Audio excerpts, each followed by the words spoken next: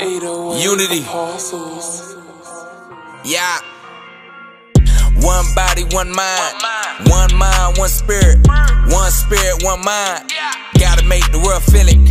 One body, one mind. One mind, one spirit. One spirit, one mind. Gotta make the world feel it. One body, one mind. One mind, one spirit.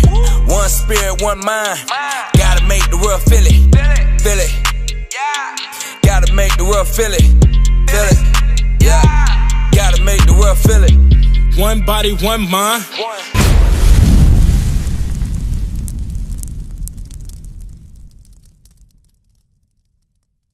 Hey, shalom, family. Most High in Christ bless you all. Happy Sabbath.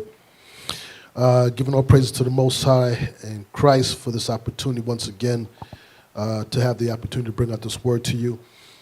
Today's class, Smitten with Madness and the Effects of Sin on the Mind. All right, so we're going to begin in the book of Deuteronomy, 28th chapter, and we're going to start with verse 15. Now, for you all who are new to these classes, in Deuteronomy 28, it's explaining the blessings and curses that was going to come upon the children of Israel for either their obedience or disobedience. So now we're going to read the verses concerning disobedience. Let's begin in verse 15. This is the book of Deuteronomy, chapter 28 and verse 15. But it shall come to pass, if thou wilt not hearken unto the voice of the Lord thy God, to observe, to do all his commandments and his statutes which I command thee this day, that all these curses shall come upon thee and overtake thee. So what you're going to find out is that mental illness was a curse put upon us because of our disobedience. And we're going to begin to examine some of the traits of this. Jump on down to verse 28. Verse 28. The Lord shall smite thee with madness and blindness and astonishment of heart. And thou shalt grope at noonday as a blind gropeth in darkness. And thou shalt not prosper in thy ways. And thou shalt be only oppressed and spoiled evermore. And no man shall save thee. So listen to what the scripture is saying. The Lord shall smite thee with madness and blindness and astonishment of heart. And thou shalt grope and, shalt grope at noonday as the blind gropeth in darkness. And thou shalt not prosper in thy ways. Thou shalt only be oppressed and spoiled evermore, and no man shall save thee. So, this is the beginning of mental illness.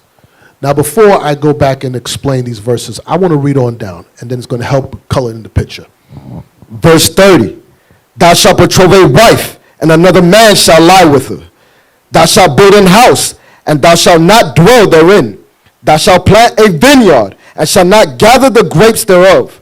Thine ox shall be slain before thine eyes, and thou shalt not eat thereof. Thine eyes shall be violently taken away from before thy face, and shall not be restored to thee. Thy sheep shall be given to thine enemies, and thou shalt have none to rescue them. Thy sons and thy daughters shall be given unto another people, and thine eyes shall look, and fail with longing for them all the day long, and there shall be no might in thy hand. The fruit of thy land and all thy labors shall a nation which thou knowest not eat up, and thou shalt be only oppressed and crushed always. Read on. So that thou shalt be mad for the sight of thine eyes, which thou shalt see. Now watch this. So let's go back. I want you to read verse 34 one more time. Verse 34. So that thou shalt be mad for the sight of thine eyes, which thou shalt see. So it says, and thou shalt be mad for the sight of thine eyes, which thou shalt see. Now, we attribute the word mad to being angry. But in this case, I'm going to use it into madness. And I'm going to explain why. When we go back up and we read verse 28, read it again. Deuteronomy chapter 28 and verse 28. The Lord shall smite thee with madness and blindness and astonishment of heart. It says the Lord shall smite thee with madness, with blindness. That blindness is not talking about blind you can't see. Blind meaning you don't understand why. You're not able to figure out why we're in these conditions. How do we do? That's why it says the next verse, and we grope at noonday. Now try to wrap your mind around this concept. verse 30. Thou shalt betroth a wife, and another man shall lie with her. Think of the mental state that you're put into. But you are betrothed to a woman, and before you lay with her, another man lies with her. It says, thou shalt build a house, and thou shalt not dwell therein. You save, you work hard, you build your house, but you're not able to live in the home that you built.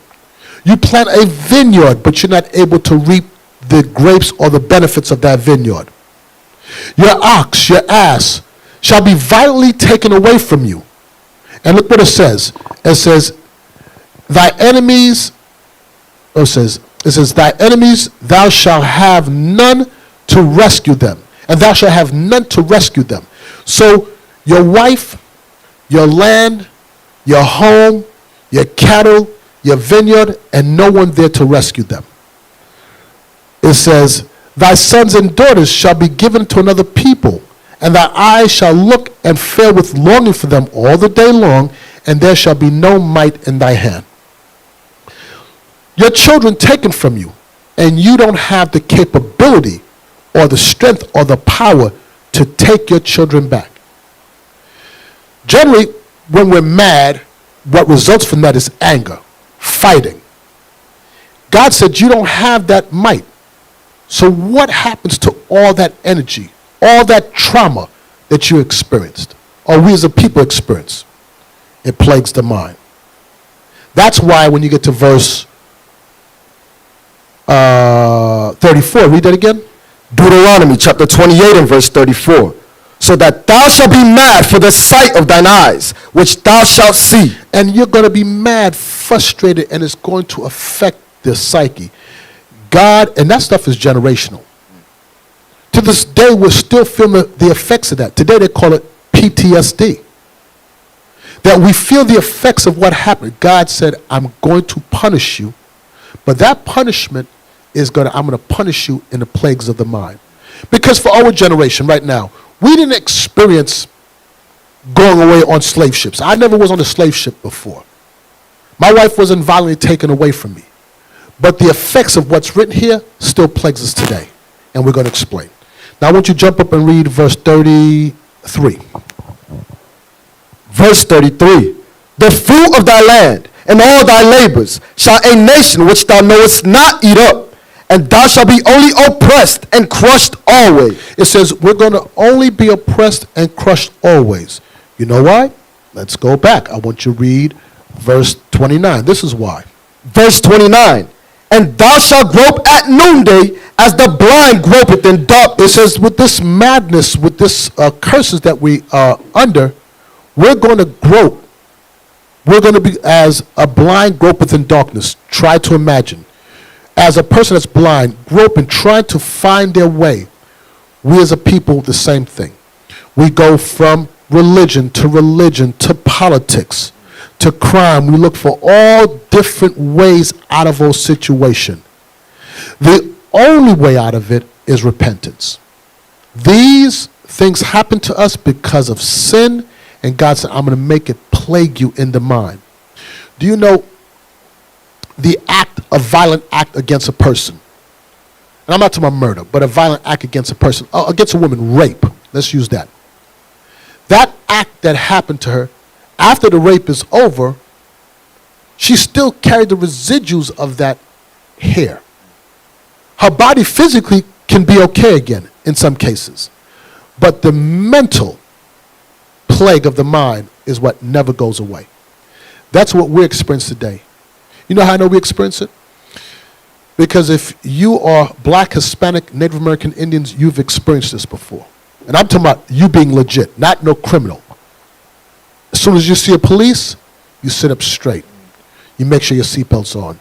You're looking at your mirror if they're coming. And you didn't do anything. Why? Because you're still under that same curse. You're still suffering from that same mental, smitten with that madness. So back to the point about groping.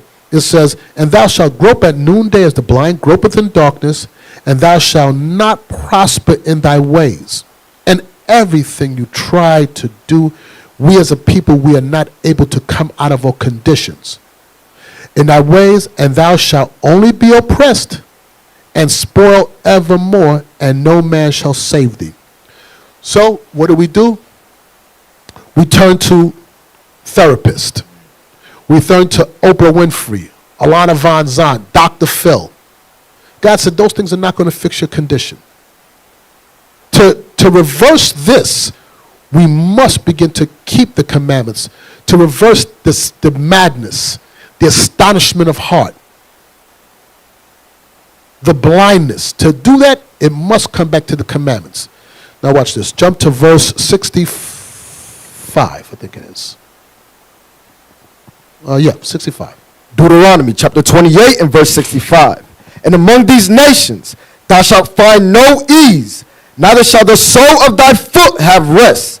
But the Lord shall give thee there a trembling heart, and failing of eyes, and sorrow of mind. And what? And sorrow of mind. The Lord said, and among these nations thou shalt find no ease or no rest. We're not getting ease. We're being killed in the street daily. There's no let up from them. If anything, Esau's turning it up. It says, there shall find no ease. Neither shall the sole of thy foot have rest. Meaning what? You're going to continue working with rigor. You're not going to find, your feet is not going to find no rest. But thou shalt give thee there a trembling heart. That trembling heart is that mind that's afraid.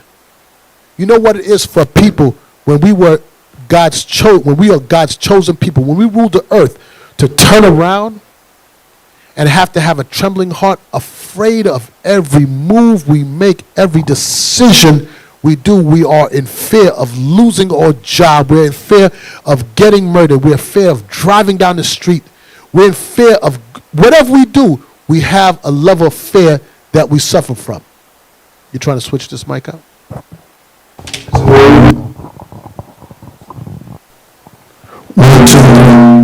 1, 2, 3, 4, 5, 6, 7, 8, 9, 10. Good. Thank you. That's better. We're in fear. So it says, read that verse again. Deuteronomy chapter 28 verse 65. And among these nations thou shalt find no ease, neither shall the sole of thy foot have rest. But the Lord shall give thee there a trembling heart, and failing of eyes, and sorrow of mind. And failing of eyes. That's that same blindness we were just talking about. You know what that is called? That's called depression. We're going to suffer depression and sorrow of mind. Read on. And thy life shall hang in doubt before thee, and thou shalt fear day and night, and shall have no assurance of thy life. Do you understand that? When you live a life where you have no assurance as if you're going to make it through the next day, you have no assurance that if you get pulled over right now and you're legit, you didn't do nothing, you have no criminal record, you don't have no weapon, you know you sit in doubt that this officer is not going to shoot you. Do you understand what it plays on the psyche of the mind? And God knew that. God said, I'm going to meditate terrors. Because of your disobedience, I'm going to plague you in the mind.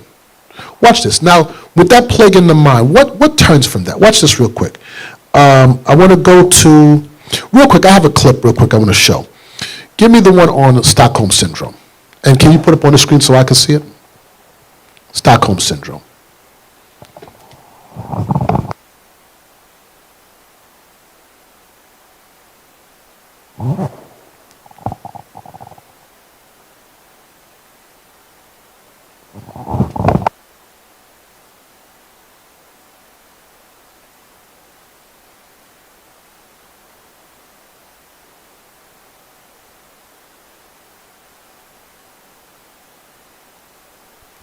What is it and how does it apply in therapy?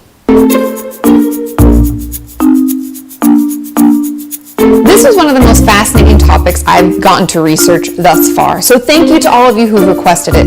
And in all honesty, I knew what Stockholm Syndrome was, but I didn't really know the applications or ramifications of it within my clinical therapy practice. And so this was so interesting. Stockholm Syndrome is named after a bank robbery that happened in 1973 in Stockholm, Sweden.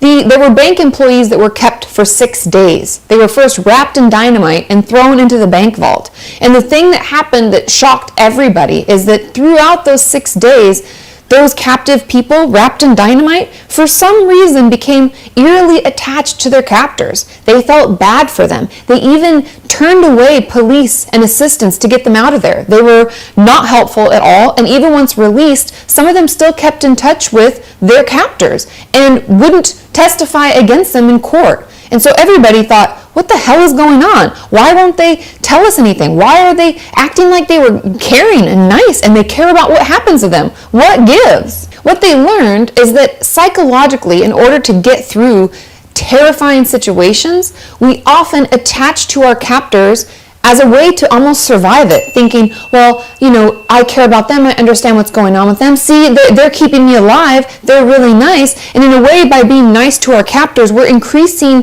the chances that we will live through it. So oddly enough, it's like our brain's way of helping us get through an abusive or scary and traumatic situation. This applies in a clinical therapy practice more along the lines of people who are in controlling or abusive relationships. For example, we find a lot of battered men or women will refuse to press charges against their spouse or loved one who abused them.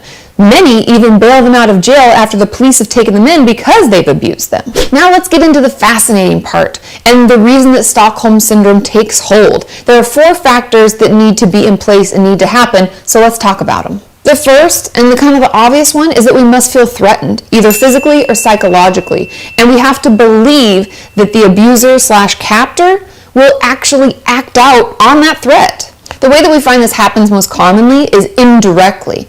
Maybe it's breaking things, throwing things around. They may even indirectly talk about harming someone or something that you really care about, like threatening to get rid of a prized possession or to harm an animal that you love and care for. The abuser's goal is actually to get you to just believe that the harm that they could do is possible and it may be imminent. The second condition, and this is where it starts to, you can see how it can psychologically shift for the person being abused. Pause that for a second. So, okay, I'm going to come back to that in a second. So now Stockholm Syndrome, which really, that's the name they put on in 1973. We lived through that already. Now watch this real quick. Give me that in Lamentations.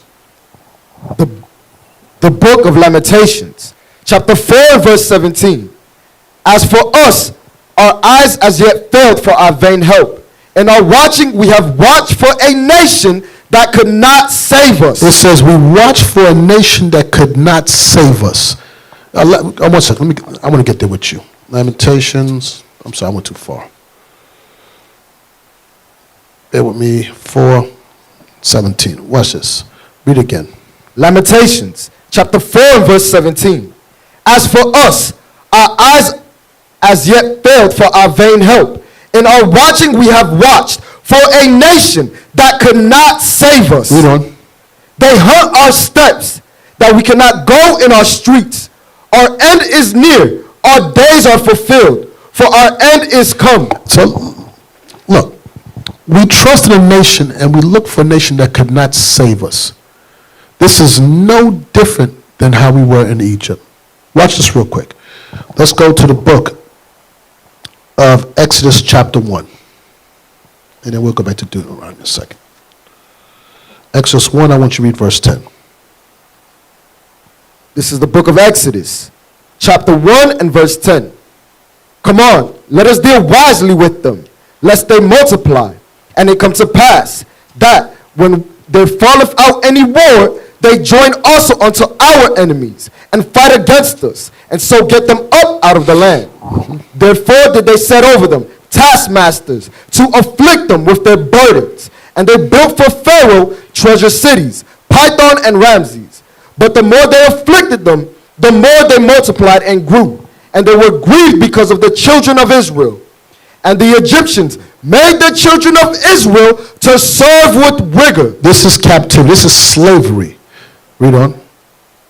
And they made their lives bitter with hard bondage in the mortar and in brick and in all manner of service in the field. All their service wherein they made them serve was with rigor. Do you understand working rigor means working you to death? Hard bondage, that's called slavery. So guess what? We were in slavery in Egypt. Now look what happens. Go to Numbers 11. Now we get delivered. The Most High delivers us out of Egypt through the hand of Moses and Aaron. We walked through the Red Sea. And look what happened. Verse 1. Numbers chapter 11 and verse 1. And when the people complained, it displeased the Lord. We began to complain. It displeased the Lord. Read on. And the Lord heard it, and his anger was kindled. And the fire of the Lord burnt among them and consumed them, that they were in the uttermost parts of the camp. So you would think we came out of Egypt after serving hard bondage, bitter bondage, but we still complain. Jumping down to verse 4. Verse 4. No, verse 5. Verse 5. We remember the fish which we did eat in Egypt freely, the cucumbers and the melons and the leeks and the onions and the garlic. We began to reminisce on how we ate the leeks and garlics freely. That's today they call that EBT. But here's the thing. Here's the smitten with madness. Did we forget that we worked in bitter bondage in Egypt? Did we forget that? We were so conditioned because of the abuse. That's when the Most High said we were going to be smitten with madness. We would even consider thinking that life in Egypt was better than being free. Now watch this, Stockholm, watch this. I want you to go back to Deuteronomy 28, and I want to revisit one verse. Give me a second. Deuteronomy 28, and the verse I want, I'm too far. Let me go back. I have to go back a page. I want you to read verse 33. Yes, sir. Deuteronomy chapter 28 and verse 33. The fruit of thy land and all thy labors shall a nation which thou knowest not eat up, and thou shalt be only oppressed and crushed always. And we will only be oppressed and crushed always. Watch this. Ecclesiastes 7. The book of Ecclesiastes, chapter 7. Verse 7. Ecclesiastes chapter 7 and verse 7. Surely oppression maketh a wise man mad. So a wise man, surely oppression will make a wise man mad. Now we say mad is angry. But that mad also could bring apart madness, because we didn't have no power in our hand to stop the condition. Do you know the frustration? Have you ever suffered this before, that you get so angry and you know you can't do anything about it, that you feel that trembling in you? Imagine a lifetime of that. Imagine somebody telling you, hey, move over and lay with your wife, and you got to go sit out on the porch. How do you release that anger? You don't. It's called torment. It's called post-traumatic stress that you carry on. The hatred we built up. And that same enemy, just like a dog, you could take a dog right now and you can beat it and beat it and beat it. But if you feed it, it will always be loyal to you. It will even turn and bite somebody else that's never done anything to it, but it won't hurt you. Watch this. Surely oppression makes a wise man mad. Here we go. We're oppressed people. We were in slavery. We was beaten, robbed, raped, murdered. And here go the gift. You can sit on the front of the bus now. You can drink out the water fountain. And what did we do? We've made strides. Look at us. We're one. That was the payback after 400 years of slavery. So you're talking about these people in Stockholm was 6 days. We had 400 years of slavery. What do you think it plays on the psychology or the way we think? Generational curses. Opposed to somebody who spent 6 days. They gave a whole study for 6 days and we got 400 years of it. And then they turn around and say, here's a gift. You know what? You're free. You can vote now. Here's a job. You can drink out this water fountain now. And think we don't carry all that residual in us. So surely oppression makes a wise man mad. And it says, and a gift destroyeth the heart. So now our minds are destroyed. They broke the mind. We live in fear, in doubt. What does it produce? Isaiah 51.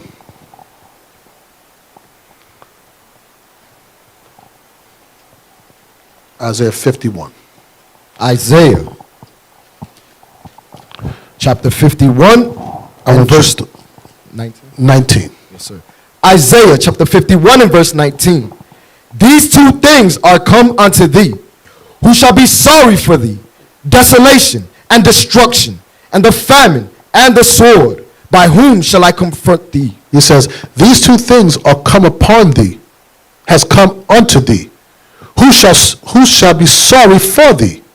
Desolation, destruction, and the famine, and the sword. By whom shall I comfort thee? God said, these things came upon us. Why? Because of our disobedience. And what did it produce? These conditions. Read on. Thy sons have fainted. They lie at the head of all the streets, as a wild bull in a net. And that's what it produced. It produced what you see today, that Negro on the corner, full of rage and fury. But he's not going to attack his attacker. He's not going to attack the people that put him into these conditions. He's going to attack one that looks just like him, because he's been conditioned like that. So when you see our brothers in the corner, you know they got problems. You ever seen this? If you grew up in the cities, you've seen this. You've seen a brother walking down the street, his pants sagging, he had headphones in, and he's rapping to himself, waiting at the light. Spin bars, whatever you think he's doing. He's smitten with madness. It takes somebody who's smitten with mental disorder to be dark as midnight and putting yellow hair in their hair, this woman's, fake hair, synthetic hair in their hair, green lipstick, blue eyeshadow, no bra.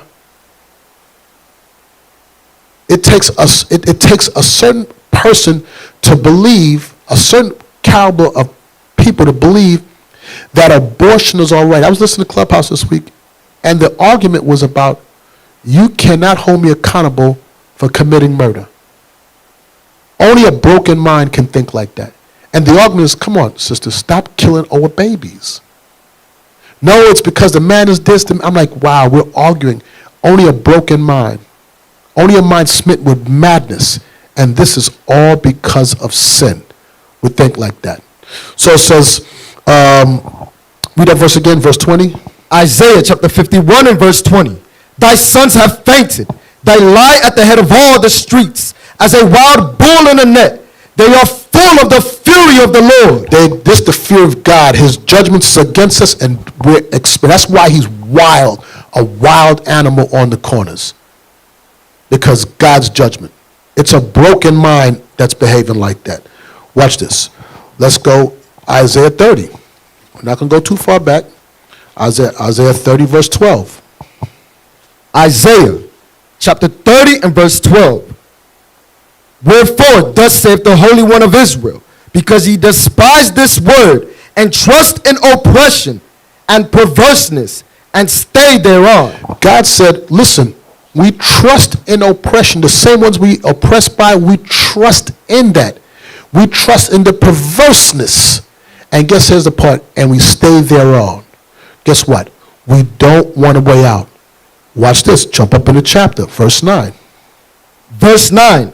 That this is a rebellious people, lying children, children that will not hear the law of the Lord, which say to the seers, see not. They don't want to see out of this situation. They don't want the truth of the matter. They don't want to hear the laws. They'll rather stay the way they are. Read on. And to the prophets, prophesy not unto us right things, Speak unto us smooth things. Prophesy deceit. Prophesy. They'd rather hear lies than hear the truth. Who would want to hear a lie other than the truth? A person that's smitten with madness. Read on. Get ye out of the way. Turn aside out of the path. Cause the Holy One of Israel to cease from before us. They don't want the Lord. They don't want the truth. They don't want correction. Read on.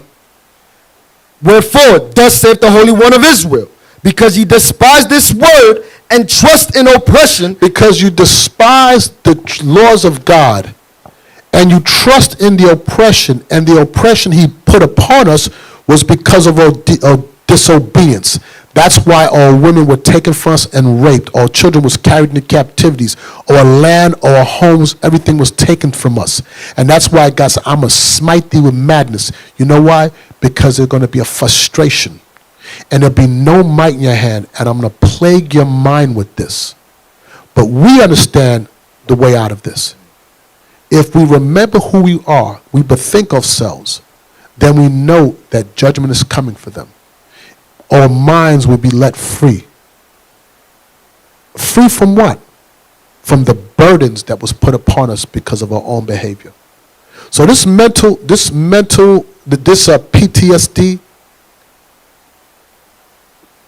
that we suffer from, there's a cure. We must come back to the laws of God. What, did you finish that verse? Yes, sir. Okay, watch this. I want to go from that to Psalms 83. Watch this. Yes. Psalms chapter 83 and verse 2. For lo, thine enemies make a tumult, and they that hate thee have lifted up their head. They have taken crafty counsel against thy people, and consulted against thy hidden ones. They have said, come, and let us cut them off from being a nation, that the name of Israel may be no more in remembrance. So our enemies knew, you know what? They sinned against God. Look at them. Look at what they turned out to become. But we have to make sure that they're cut off from their God. They have taken crafty counsel. They consulted together. How do we destroy them? We must keep them cut off from knowing who they are. Because if they know who they are, they remember that. They remember they have to keep the laws. They will not be that wild. They will not be that guy on the corner. That's the reason why right now on Instagram, what's happening, you can't even have IsraelUnited.org in your bio link anymore. They don't, Facebook, they don't want that. Why? Because they're trying to stop that connect being made, which is what? We are the children of Israel and we must keep the laws. If you do that, guess what happens? Your mind begins to reform. The madness, the behavior change. Think about the madness of people suffering. When you have parents home doing drugs with their children. You got mothers home butt naked twerking with their babies there. We are a base people. We're a base people. But these laws are being taught by us. It's teaching our people to come back to their right frame of mind. That's why the nations laugh at us. We're made mockery of. We're made jokes at. Why? Because we're broken here. Watch this. Come, let us come up from being a people. First Maccabees 1. Watch this. 141. This is the book of First Maccabees, chapter 1 and verse 41.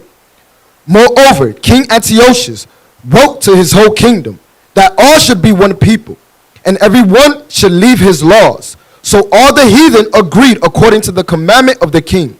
Yea, many also of the Israelites consented to his religion, and sacrificed unto idols, and profaned the Sabbath. For the king had sent letters by messengers unto Jerusalem and the cities of Judah, that they should follow the strange laws of the land, and forbid burnt offerings and sacrifice and drink offerings in the temple, and that they should profane the Sabbaths and festival days, and pollute the sanctuary and the holy people, set up altars and groves and chapels of idols, and sacrifice swine's flesh and unclean beasts, that they should also leave their children uncircumcised, and make their souls abominable with all manner of uncleanness and profanation. Here's the point. To the end that they might forget the law and change all the ordinances. To the end that we might forget the law. They made decrees that to the end that we might forget the laws. Forget the laws. They do not want us keeping the laws. They know because we broke the laws, we were smitten with madness. And if we keep them away from the laws, they will continue in that same state. So, you know what? Let's make a decree. That's that crafty counsel. Keep them in bondage. Keep them working. Keep them in a mental state where they cannot see an end. Give them little gifts. Here's a little social security. Here's a little EBT. But never allow them to regain consciousness of who they are. Now watch this. Men's minds. Go to the Book of Wisdom of Solomon. Wisdom of Solomon, chapter 7. I want you to read verse 15. Just jump on down to verse 20. Yes, sir. Wisdom of Solomon, chapter 7 and verse 15.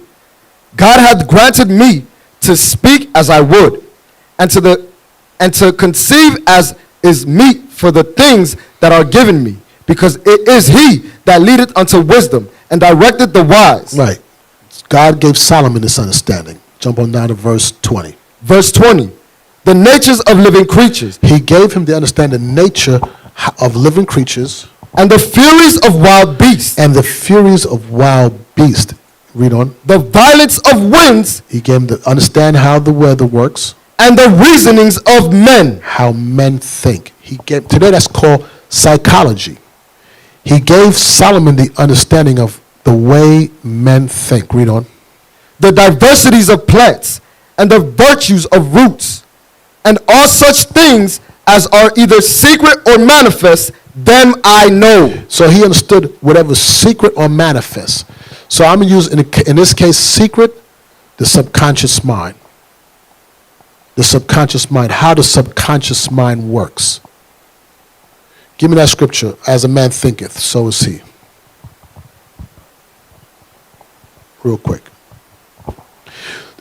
That's what Sigmund Freud was doing. Working with what? The subconscious mind. Psychoanalyst. Real quick. So the scripture look for, you remember where it's at? As a man thinketh, so is he. Proverbs, something like that. I'll get it real quick.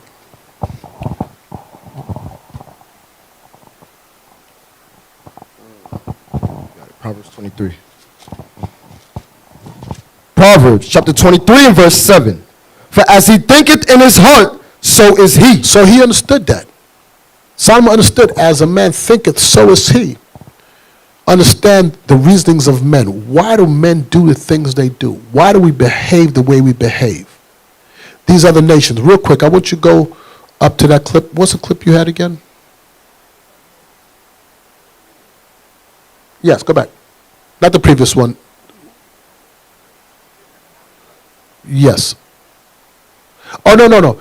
Give me the clip with Sigmund Freud, real quick. Just find that for me, real quick. The subconscious mind. Watch this. Okay. So while he's getting that real quick, I want you to go to Wisdom of Solomon, 17. And I want you to read verse 1 and jump to verse 10. Wisdom of Solomon, chapter 17 and verse 1. For great are thy judgments, and cannot be expressed. Therefore, unuttered souls have erred. Verse 10. They died for fear, denying that they saw the air, which could of no side be avoided. Verse 16. Verse 16. So then, whosoever there fell down was straitly kept, shut up in a prison without iron bars. So we read about this in Wisdom of Solomon. I'm going to get to that image in a second. He was talking about how the Most High was tormenting them. So we read verse 15. Verse 15. were partly vexed with monstrous apparitions, and partly fainted, their heart failing them, for a sudden fear and not looked for came upon them. So now, this was their minds playing tricks on them. This was the Egyptians when the Most High began to punish them. Their minds began to play tricks. They began to see things. Today you call it paranoid schizophrenic. They seen things. And now the next verse says what? Verse 16. So then, whosoever there fell down was straitly kept, shut up in a prison without iron bars. What's that prison without iron bars? The mind. They were kept in that place. Now, real quick, I'm going to show you something. The unconscious mind.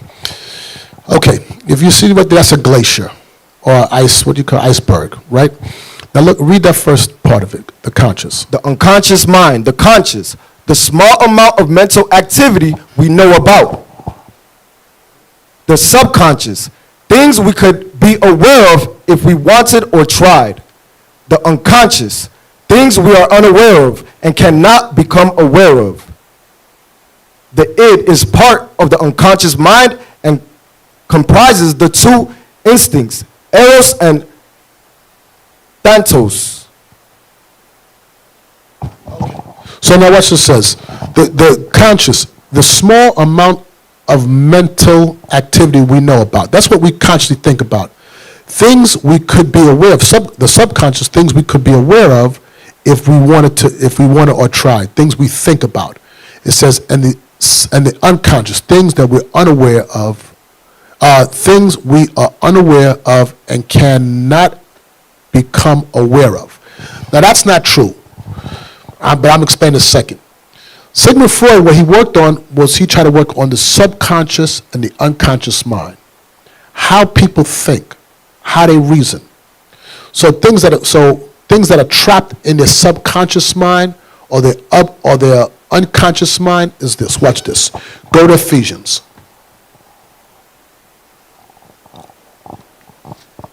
Ephesians 6.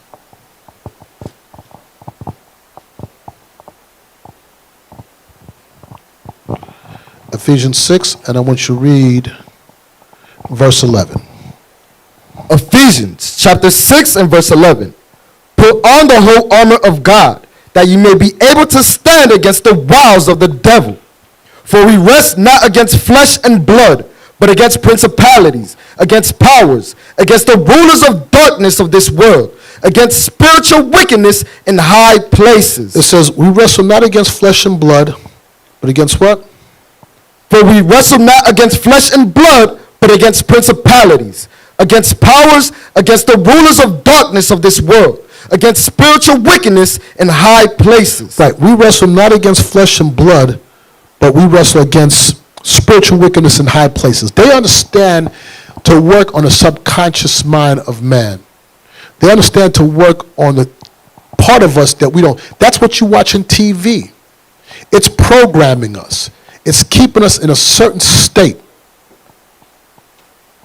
They're playing, so when you watch TV, we watch it sometime thinking it's fun or a joke, like we'll watch like Medea or whatever. That's a programming to accept it. They can get you comfortable accepting, laughing at it, of him dressed like a woman. Guess what? Subconsciously, you're agreeing with it.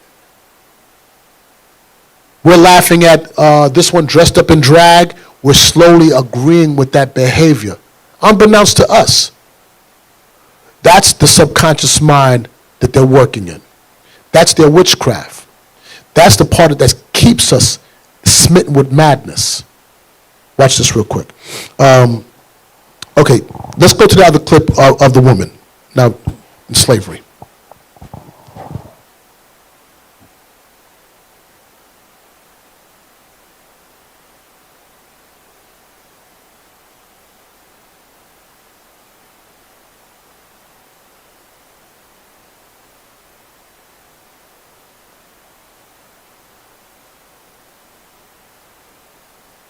Post-traumatic slave syndrome is an explanatory theory that really looks at multi-generational trauma. One of the things that's difficult for people is their first response is, oh my God, that happened so long ago. We're talking about people being captured, shipped, sold, beaten, raped, experimented on, And then you have to ask the question, did the trauma continue? Yes. So 300 years of trauma, no help, freed, no help, more trauma. If it's a sustained trauma, then the impact of that is also sustained. When we look at multi-generational trauma, we're looking at people who are maybe victims of natural disasters and their families and their children and generations of folks who have experienced war. And we know that there are residual mental, emotional, traumatic impact. And what I did was I started to look at the African American experience, starting with slavery, as a real clear, long enduring trauma. So I started to see that there were clear connections between that survival behavior and contemporary living in African American experience. I started to see common behaviors that I took for granted as, well, cultural. There's adaptive behaviors, survival behaviors. Well, what are they? Let's just say 2019, you have a black mother and a white mother. The sons go to school together. They find themselves at a meeting. The black mother leans over to the white mother and says, I just wanted to mention to you that I noticed that your son is really doing quite well. And the white mother's response is, oh, thank you. She begins to go on and on about he won the science fair, his uncle's an astronaut. She's just oozing. She realizes the black mother's son is actually excelling her son. And she says, well, wait a minute. Your son's the one that's really coming along. And the black mother responds, oh my God, he's a handful, but oh, he just works my nerves. Now, when I'm working with African American people, it doesn't matter what the audience is. It doesn't matter what class. If I were to ask, is she very proud while she's saying those denigrating things? And everybody laughs and goes, of course. There's a secret. Because everybody black knows that even though the black mother is going, oh my God, she's really proud. So now let's roll that scene back 300 years. And let's say this black mother is working in the fields and a white slave owner comes through and says, wow, that boy is really coming along. What is she going to say? No, he's not. He's stupid. He's shiftless. He can't work because I don't want you to sell him. So I denigrate them to protect them. That is called appropriate adaptation when living in a hostile environment. The little white boy, say Timmy, he feels really comfortable and happy about what his mom just said about him. And Trey looks at his mom and wonders, why can't you be proud of me? Because he doesn't understand the secret yet. And by the time he learns the secret, he will have already been injured by it. Post-traumatic slave syndrome. PTSD is a disorder that occurs as a result of a single trauma. You don't even have to be there to actually get a diagnosis of post-traumatic stress disorder. You could just hear about something horrific happening to someone you love. So you have people who have experienced it firsthand, people who have witnessed it in their environment, right? People who are continuing to be oppressed. That exacerbates any possibility of healing. So it's not post-traumatic stress disorder, because then it becomes part of what we call your socialization process. So you begin to normalize a way of living and being, everything from what we eat to what we believe it means to be a friend. All of these things are colored by history. And if you don't understand it, you're going to fold in things that you've just assumed are normal. But post-traumatic stress disorder, exaggerated startle response, outbursts of anger, feeling of foreshortened future. There was a point where there were African American children in different urban settings that didn't expect to live to be adults because they saw so much death that they started planning their funerals like at 13, 12, as young as 10. When you start looking at the simple biology, and you start looking at the impact of stress on health. And while we look at general stress, we know finances, you have illnesses, all these different things. How about being black? How does factoring in being black in America impact your stress level and therefore your body's ability to operate its own immune system? Because we know it compromises the immune system. Once you understand it, then you can deal with it. Because you see, it's habitual. You socialize. It becomes part of your being. So one of the ways you begin to address that multi-generational trauma is to work with the people it directly impacts, to hear from them. And when you give the people the information, they can use it. I think the first order of business is beginning to have a conversation. And the other is to educate the larger society. You have to stop the assault. So this is not purely a clinical thing. This requires social justice and change. That's where part of the healing is. It's not in a clinical setting or in a All right, we can stop there. It's in. So what I want to take from that was she's explaining the generational effects of PTSD. And that's what we're affecting. And then she said, but there has to be a change. That change must come. Watch this. Go to Luke. Luke 4.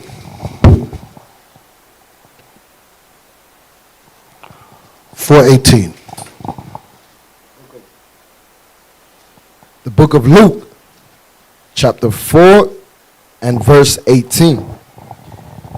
The Spirit of the Lord is upon me, because he hath anointed me to preach the gospel to the poor.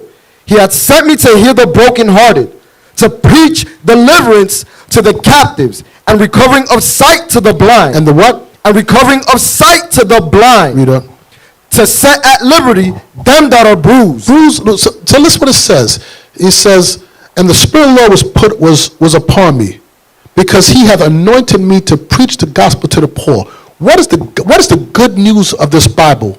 That one day we're going to come out of this captivity and we're going to put in captive those that had us in slavery. The tables are going to turn. That's the good news of the New Testament. That Christ came to redeem us from under the law.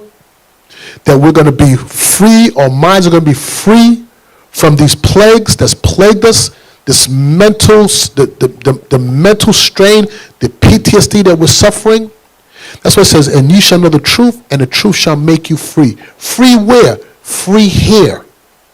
It says, because he hath anointed me to preach the gospel to the poor, he hath sent me to heal the brokenhearted. The brokenhearted are the ones that's broken in the mind. To preach deliverance to the captives, and the recovering of sight to them that are blind, that are groping, that cannot find their way out. We tried in religion. It has not worked. We went from Islam to Christianity to everything, Seventh-day Adventist to Jehovah's Witness. We went from Republican to Democrat to Obama to Trump. We tried everything. We tried singing our way out of it. We tried marching our way out of it. But guess what? We understand the way out of it is the repentance, to break those generational curses. It says, and to set at liberty them that are bruised. The bruise is bruised here in the mind. Now watch this. Here's part of it now. Here's part of understanding. Because she was saying, the mother was saying, oh, he's no good. He's good. And that was a defense mechanism. Yes, but it's also damaging to that child. So we have to be very mindful of how we speak. It's called what? Verbal abuse, which brings on also PTSD. Let's go to the book of James. So our job is to not only identify it, but to teach our people how to break those curses. 3 verse 8. James chapter 3 and verse 8. But the tongue can no man tame. It is an unruly evil, full of deadly poison. Wherewith we bless God, even the Father, and therewith curse we men, which are made after the similitude of God. So we understand that we're made after the similitude of God. Then we must understand, but the tongue no man can tame. It is an unruly evil, full of deadly poison. It's telling you, what is a poison? You think it's the verbiage, the words that you use out of your mouth, and it can destroy somebody where? In the arm, in the leg, in the mind. That's why it says evil communication can corrupt the way somebody behaves, or good manners, it says. The way you communicate, what comes out of your mouth, can change. It can either build somebody or it can break them. Now watch this. Go from that. Proverbs 18.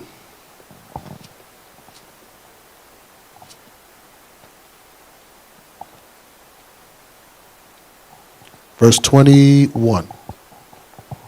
Proverbs chapter 18 verse 21. Death and life are in the power of the tongue. Look what does it say again? Death and life are in the power of the tongue. Read on. And they that love it shall eat the fruit thereof. It says, and they that love it shall eat the fruit thereof. Death and life is in the power of speech. So we want to understand verbal abuse that cause a traumatic stress.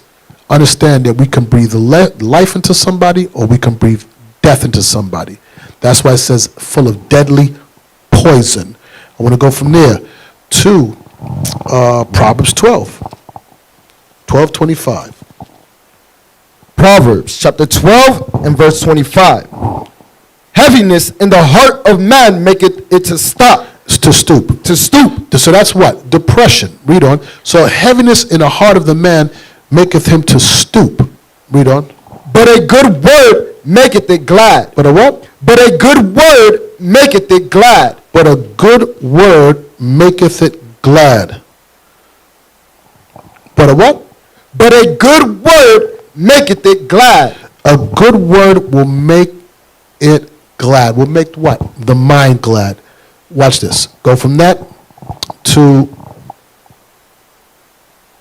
Ephesians 4.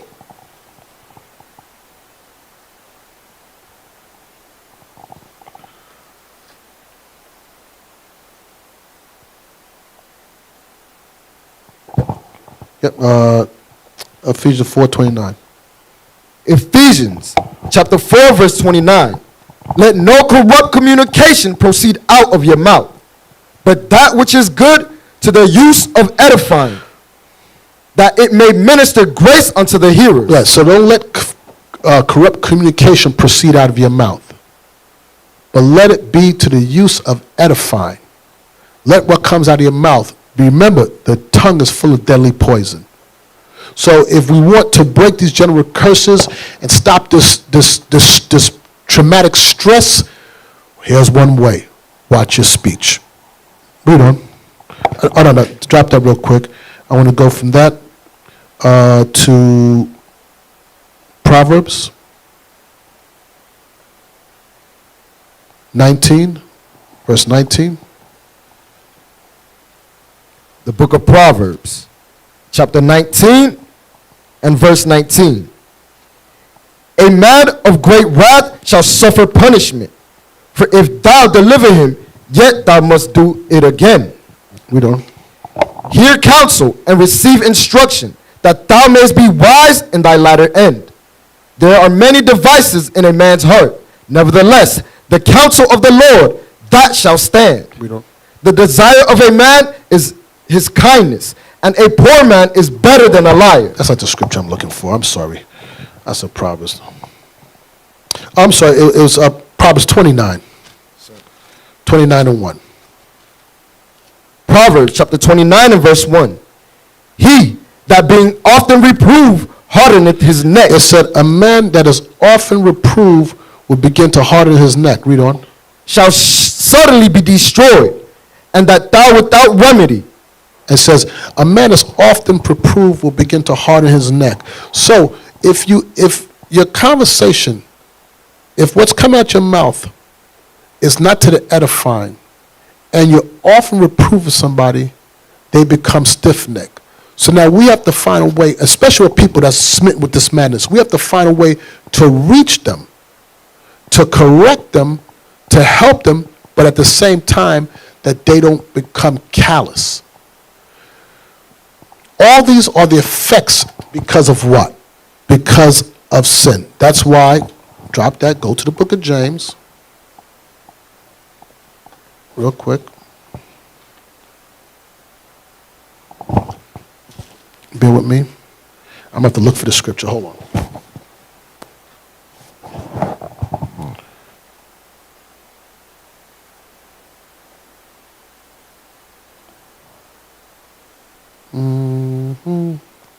James 3. What verse is it again? Just bear with me 1 second.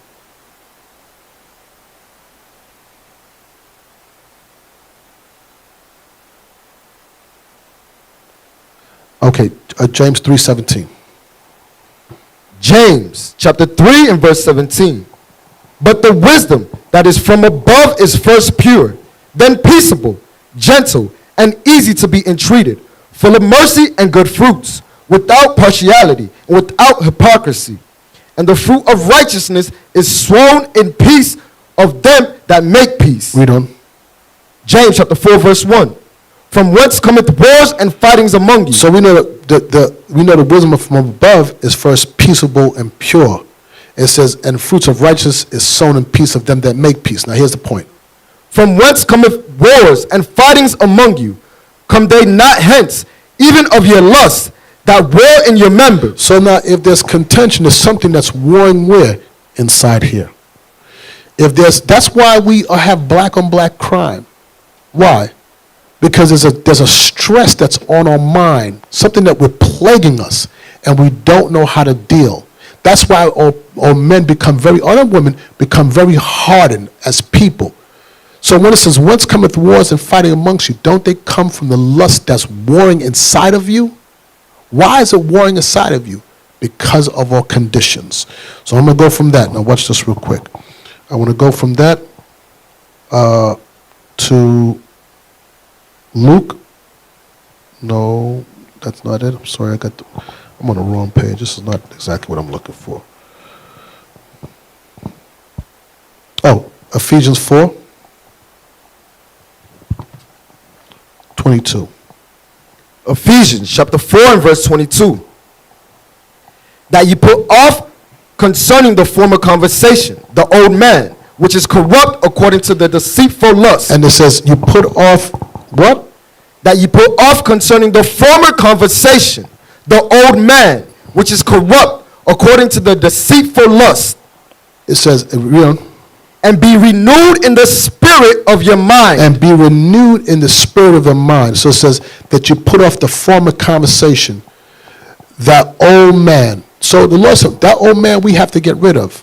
The old man, the old way of thinking, that former conversation is why? Out of the abundance of your heart, your mouth speaketh. You're going to reveal who you are by how you speak. So back to that PTSD that I was talking about. That old former conversation is one of what? Contention, strife. Why is that? Why do you think people come back from war and they're wound up? And I experienced it with my oldest brother. He came back from the military, and I came in the room in the morning, and he jumped up, he grabbed me. And it was because of all the trauma he experienced, and I was young then, all the trauma he experienced when he was in the military, of people, I guess his sergeants, whatever, them attacking them in the bed or whatever, that he jumped up out of fear. And this is a year or two after he came home. Why? That was what still was in him. So now let's go back. It says, that read verse 22 again. Ephesians chapter 4 and verse 22. That you put off concerning the former conversation, the old man, which is corrupt according to the deceitful lust, and be renewed in the spirit of your mind. And be renewed in the spirit of your mind. Read on. And that you put on the new man, which after God is created in righteousness and true holiness. And that's what our job is, to help those people put on that new man, to break that cycle. Watch this. Go from that to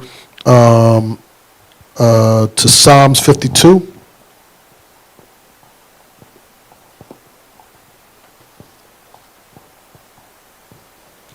Psalms 52, and I want verse, give me 1 second.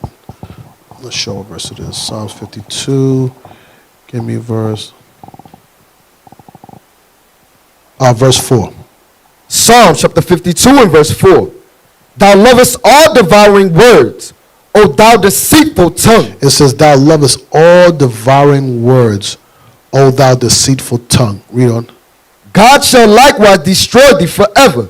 He shall take thee away and pluck thee out of thy dwelling place and root thee out of the land of the living. So the Lord said, thou lovest all devouring words. So if we have a tongue where we devour one another, it's causing damage. It's continuing that same vicious cycle. Why do people love devouring words? Why do they speak like that? Because they themselves are afflicted in the mind. It says, thou lovest devouring words. Read that verse again. Psalm chapter 52 and verse 4. Thou lovest all devouring words, O thou deceitful tongue. Read on. God shall likewise destroy thee forever. He shall take thee away and pluck thee out of thy dwelling place and root thee out of the land of the living. Selah. What's this? Go to, he says he's going to kill you. Sirach 28.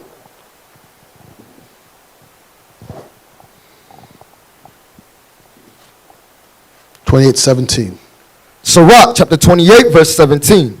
The stroke of the whip maketh marks in the flesh, but the stroke of the tongue breaketh the bones. But the stroke of the tongue does what? Breaketh the bones. Read on. Many have fallen by the edge of the sword, but not so many as have fallen by the tongue. Now, let me say this real quick. No, read on, finish it. Verse 19. Woe is he that is defended from it, and have not passed through the venom thereof. Now watch this real quick. I want you to read verse 17 again. Verse 17. The stroke of the whip maketh marks in the flesh, but the stroke of the tongue breaketh the bones. So it's letting you know what's communicated can destroy. Now, in here it's referring to the tongue. But I'm talking about in communication in general. Whatever is communicated, however you communicate, it causes damage to the mind. We take for granted what we feed our spirit with. It being television, movies, music, conversations. Those tongue, that communication, it weighs on us. So if we want to come out of these generational curses concerning what I'm talking about now is verbal communication abuse, we have to, one, watch what we take into our spirit, what we allow we take in. Two, how we communicate out a message. And that goes with watching TV or talking. Because if the scripture just says, the stroke of the whip maketh marks in the flesh, but the stroke of the tongue breaketh bones, do you think the bones is literal bones? No, it's talking about your mind. Read on. Verse 18. Many have fallen by the edge of the sword, but not so many as have fallen by the tongue. It says many have fallen by the edge of the sword. Many have died, because you know with a sword, it kills you. But it's telling you that the tongue also kills. It kills the person where? Right here. You think you can talk somebody to death? It's not talking about physical death. Meaning that your tongue is going to actually kill them. Not directly, but indirectly, you break them. That's what Esau did with us. Everything black was bad. You're no good. You're this and that. After a while, the darker the person was, the more we diss him. Look how dark he is. After he's made up the similitude of God. Look at his hair. They show you white, long, straight hair. We see a brother with woolly hair. Oh, you got nappy hair. Our sisters, we began to what? Perpetuate the message that was told to us to break one another. We're doing their bidding at this point. So I want to shift from there to other type of mental illness. Watch this. Let's go from that to Jude.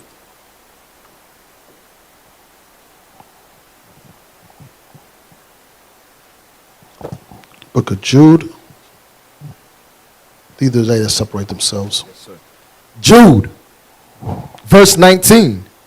These be they who separate themselves, sensual, having not the Spirit. It says, these be they. This is a disassociated, this is a, I forgot what you call it again. I don't want to use introvert, but, well, let me not use the word yet, because I forgot the exact word I want to use. Say again? Recluse. Now, that's good. That's not the word either. But okay. These be they that separate themselves. Sensual, not having the Spirit. Those that remove themselves. That is also a disorder when you keep away from the body, from your strength. You move yourself away. Many times people do that. Why? Because they're evil surmising. They think people have it in for them. Watch this real quick. Go from that to 1 Timothy 4.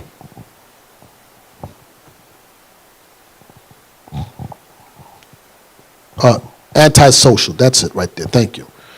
1 Timothy 6 and 4.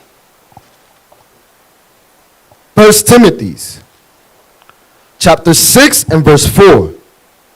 He is proud, knowing nothing, but doting about questions and strifes of words, whereof cometh envy, strife, railings, evil surmisings. Cometh what? Evil surmisings. Yeah.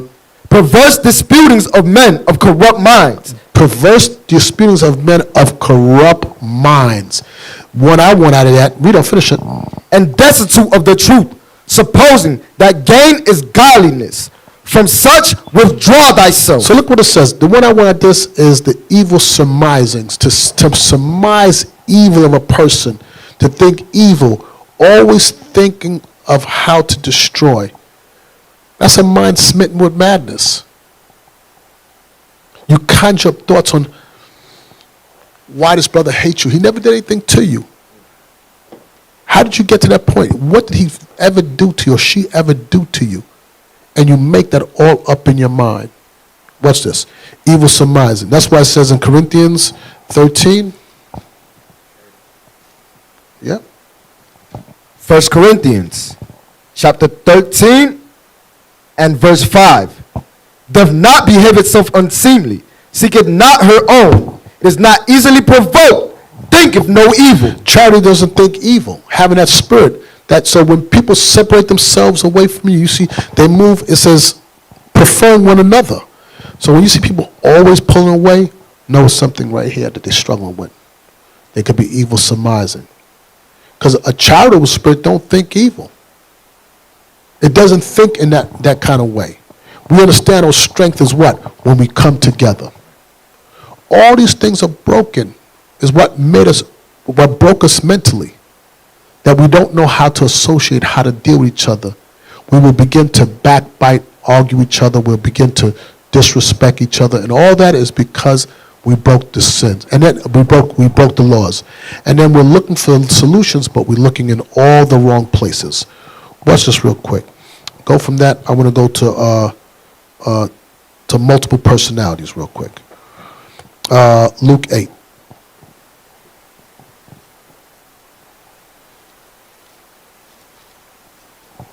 I want to say Luke 8, verse 20. I'm not there yet.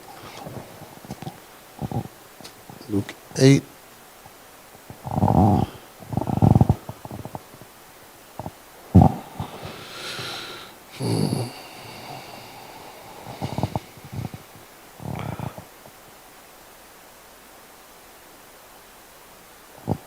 Where is it called?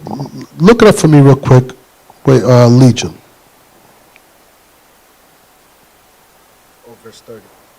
Luke 8, verse 30. I'm in Luke 9. That's the problem. Luke 8, verse 30. Start with verse 27. Luke chapter 8 and verse 27. And when he went forth to land, there met him out of the city a certain man, which had devils long time, and wear no clothes, neither abode in any house, but in the tombs. When he saw Jesus, he cried out and fell down before him, and with a loud voice said, What have I to do with thee, Jesus, thou Son of God Most High? I beseech thee, torment me not. For he had commanded the unclean spirit to come out of the man, for ofttimes it had caught him. Now stop. He said he commanded the unclean spirit to come out of the man. What was the unclean spirit? It says a certain man which had devils a long time. So that unclean spirit, he had devils on him. Read on. For oftentimes it had caught him, and he was kept bound with chains and fetters. And he brake the bands and was driven of the devil into the wilderness. Right. And he was many times, he was bound with chains. We ever see that movie again? What's the movie again? When that dude was, I forgot the name of the movie. Remember he had multiple personalities and he was breaking the chains? Split. Yeah. All right. Same thing. That's in the scriptures. He broke those chains. He had legions on him, multiple personalities. Man, you see that with people in this truth. 1 minute they hot, cold, smiling, upset. Read on. Verse 30. And Jesus asked him, saying, What is thy name? And he said, Legion, because many devils entered into me. Right. He had many spirits on him. That's multiple personalities. Watch this. Go from that to Matthew 12. We read this very often. Matthew 12, 28. Matthew chapter 12 and verse 28.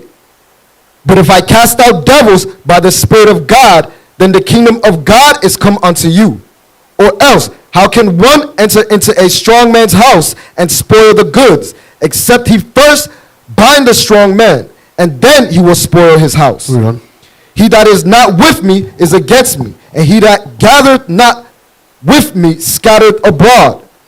Wherefore I say unto you, all manner of sin and blasphemy shall be forgiven unto men, but the blasphemy against the Holy Ghost shall not be forgiven unto men. Read on. And whosoever speaketh a word against the Son of Man, it shall be forgiven him. But whosoever speaketh against the Holy Ghost, it shall not be forgiven him, neither in this world, neither in the world to come. Either make the tree good and his fruit good, or else make the tree corrupt and his fruit corrupt. For the tree is known by his fruit. Okay, real quick, I want you to go up to verse, I went too far, read verse 29. Verse 29. Yeah, 29, that's it. Verse 29. Or else, how can one enter into a strong man's house and spoil his goods, except he first bind the strong man? Okay, so this whole analogy about binding the strong man, you have to bind him in sin. How can you come and destroy somebody? Only way you can do it is to bind that strong man into sin. Proverbs 5:22.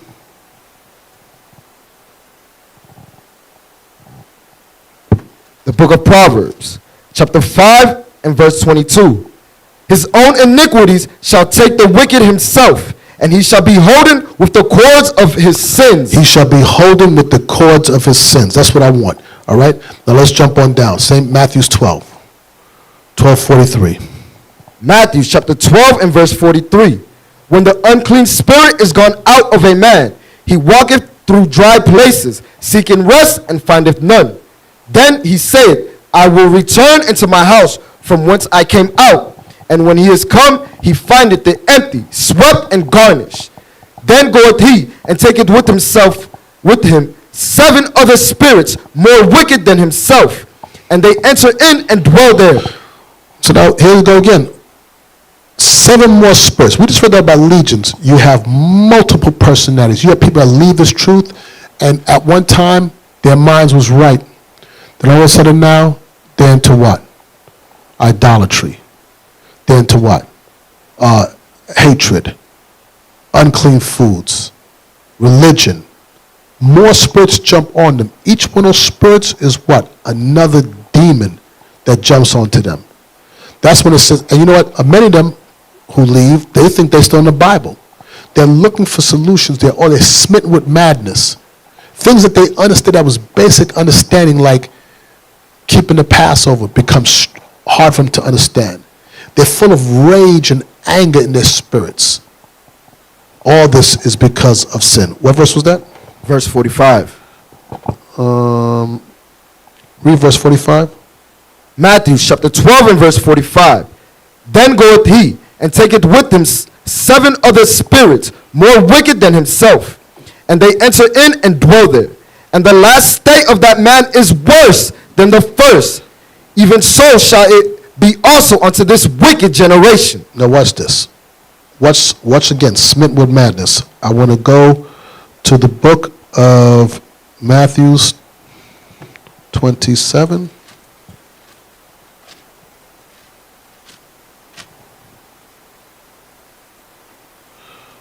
You know what? Let's do this first. Let's go to Daniel's first. Let's read Daniel's.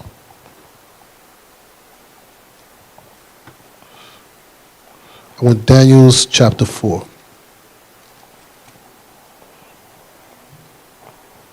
Daniel 4, start with verse 29.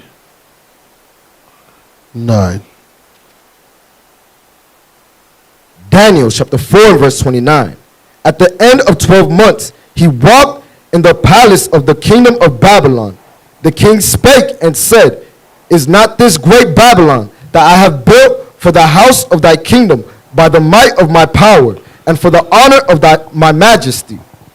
While the word was in the king's mouth, there fell a voice from heaven saying, O King Nebuchadnezzar, to thee it is spoken, the kingdom is departed from thee, and they shall drive thee from men, and thy dwelling shall be with the beasts of the field.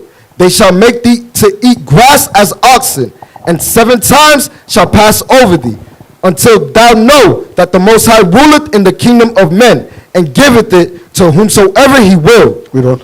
The same hour was the thing fulfilled upon Nebuchadnezzar, and he was driven from men, and did eat grass as oxen, and his body was wet with the dew of heaven, till his hairs were grown like eagle's feathers, and his nails like bird's claws. Read on. And at the end of the days, I, Nebuchadnezzar, lifted up mine eyes unto heaven, and my understanding returned unto me. And I blessed the Most High, and I praised and honored him, that liveth forever, whose dominion is an everlasting dominion, and his kingdom is from generation to generation. So look what happened to Nebuchadnezzar. Because he didn't give the Most High the praise, the Most High put a spirit on him. He was smitten with madness. He became like a beast of the field. You see many people walking the street like that right now, eating up the garbage like that. But here's the point behind all that I wanted. What I wanted behind it, I wanted verse 34. Verse 34. At the end of the days, I, Nebuchadnezzar, lifted up mine eyes unto heaven, and my understanding returned unto me. And his what? And my understanding returned unto me. He says his understanding, he came back to his right frame of mind, was returned to him. Read on. And I blessed the Most High. And he what? And I blessed the Most High. And he blessed the Most High. Now this was a heathen who was smitten with madness. When his understanding came back to him, he did what? He blessed the Most High. Read on. And I praised and honored him. And I praised and honored him. That liveth forever, whose dominion is an everlasting dominion, and his kingdom is from generation to generation. And his kingdom from generation to generation. That's the whole verse? Read on. And all the inhabitants of the earth are reputed as nothing. And he doth according to his will in the army of heaven, and among the inhabitants of the earth, and none can stay his hand, or say unto him, what doest thou? Read on. At the same time, my reason returned unto me. For the glory of my kingdom, my honor and brightness returned unto me. So look what it says. At the same time, my reason returned unto him. When what? When he acknowledged that God is the true and only God. So if we want to be redeemed out this madness that we're in, the mentality, the PTSD and all we suffering, we have to acknowledge that God, the Most High God, is the only God, that we're his people, we sinned against him, and then we'll be set free. Then we'll be set free here mentally. Read on. Read that verse, finish it. Verse 36. At the same time my reason returned unto me, and for the glory of my kingdom, my honor and brightness returned unto me, and my counselors and my lords sought unto me. And I was established in my kingdom, and excellent majesty was added unto me. Right, stop that. Go to 1 Kings 8. So the heathen understood that. How did the heathen understand it? That you must acknowledge the Most High as a true God. That's what we felt when we decided that God wasn't that important. When we just serve the Most High with joyfulness and gladness of heart, he said, okay, now you're going to serve your enemies, and I'm going to smite them in madness. I'm going to take everything away from you. I'm going to make you realize that you need me, that you can't do this without me. Read. 8:46. 1 Kings chapter 8 and verse 46.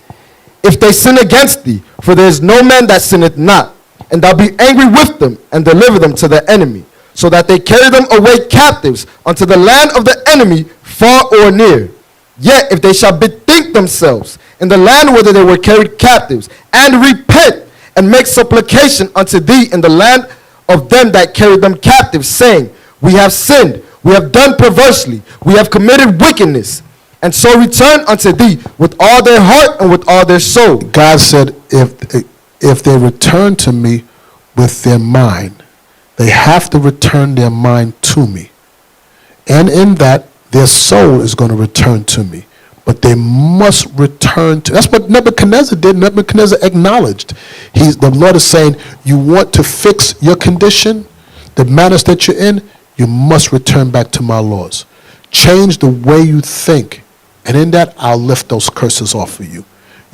Read on. 1 Kings chapter 8 and verse 48. And so return unto thee with all their heart and with all their soul, in the land of their enemies, which led them away captive, and pray unto thee toward their land, which thou gavest unto their fathers, the city which thou hast chosen, and the house which I have built for thy name. Then hear thou their prayer and the supplication in heaven, thy dwelling place, and maintain their cause, and forgive thy people that have sinned against thee, and all their transgressions wherein they have transgressed against thee, and give them compassion before them. Give them compassion before them. Now watch this. We're going to wrap this up in a second. I want to go to the book of Deuteronomy 28 one more time, and I want to show you part of that smitten with madness again. So we understood that we have to return to him with our minds for him to return to us. Deuteronomy 28, I want you to go...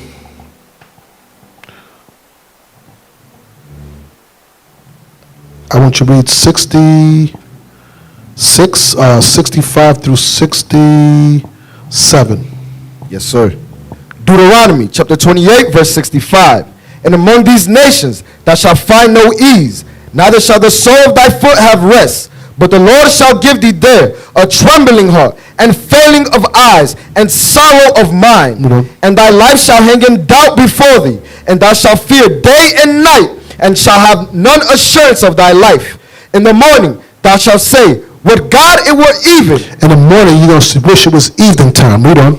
And at even thou shalt say, would God it were morning.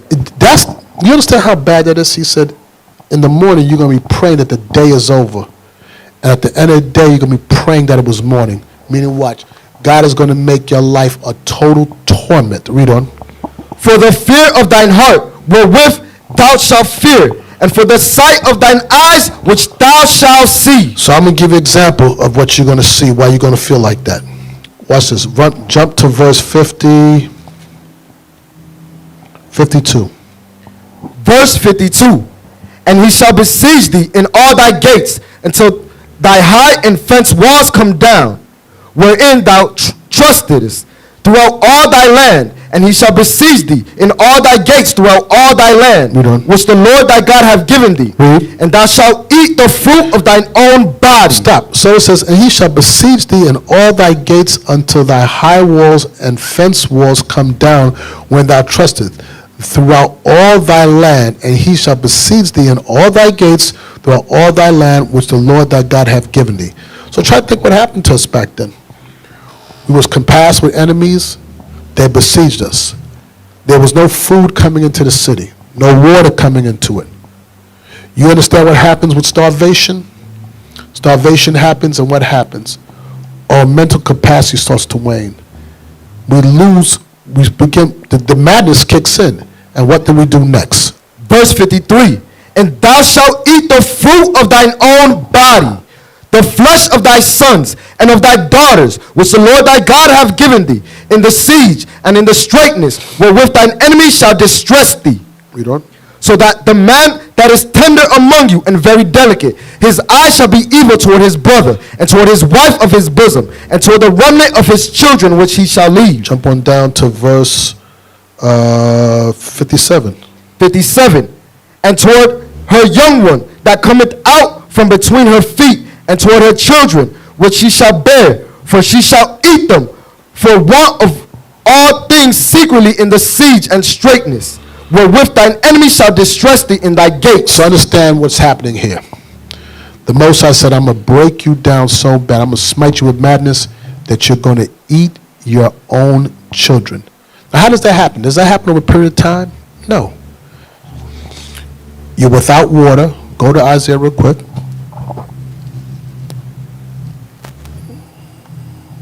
This is a smitten with madness. The music is driving me crazy. Oh, snap. Okay. Isaiah chapter 1. I want verse 1.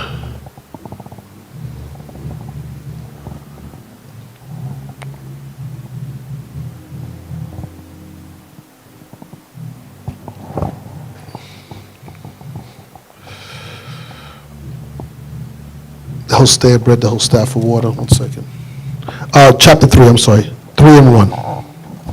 Isaiah chapter 3 and verse 1. For behold, the Lord of hosts, doth take away from Jerusalem and from Judah the stay of the staff, the whole stay of bread, and the whole stay of water. So the Most High removed from us bread and water. So what will happen? We began to eat our young. Look what happened. Jump in the chapter. Same chapter. No. Let's go to Lamentations. We're going to wrap it up right here because of that music. Lamentations. I'm going to deal with us eating our youngs. Yes. Lamentations chapter 4 and verse 10. The hands of the pitiful women have sodden their own children. They were their meat in the destruction of the daughter of my people. The Lord hath accomplished his fury. He hath poured out his fierce anger, and hath kindled a fire in Zion, and it hath devoured the foundation thereof. So it says, the hands, verse 10, the hands of the pitiful women have sodden, have cooked their own children. Imagine the PSD behind that, and that's all comes from sinning. For us breaking the law, that God said, I'm going to curse you, I'm going to punish you, that you're going to be without food and water to the point that you're broken down so mentally, you're going to cook your own children and eat them. These are things, and guess what? That's what it says in Matthew 24, woe to them that give suck in this day. Don't think when grinding gets low in these last days again, these same things won't happen again. The ones that's going to escape those are the ones that's keeping the commandments. So listen, with that, we're going to end the class. I hope it. I'll pick up next week, if Lord spare life, and continue with this this series of Smitten with Madness. But with that, I hope that you all was edified. Stay tuned. Bishop is coming on, or headquarters will be on at 5 o'clock, 5:30 East Coast time, all right? Stay strong in the Lord.